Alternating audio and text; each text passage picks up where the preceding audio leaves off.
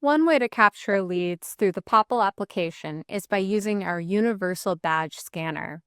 You may access this from your Popl mobile app by tapping the scan icon in the bottom navigation bar. It's the fourth icon.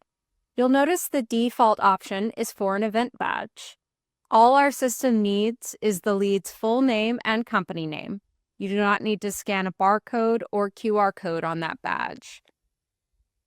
Once you have taken a picture or uploaded one, our system will scan, and you'll see that our system takes a picture of the event badge. We went and fetched Jason's email address, job title, LinkedIn, company website, and Instagram handle. At the bottom, you may add notes related to our interactions, and when ready, you can tap Save in the top right corner, and the lead will be saved to Popl.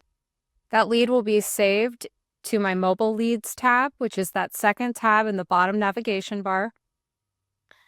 They will also be saved as a lead in the Popl web app. Jason is my very first lead, and if I tap into him,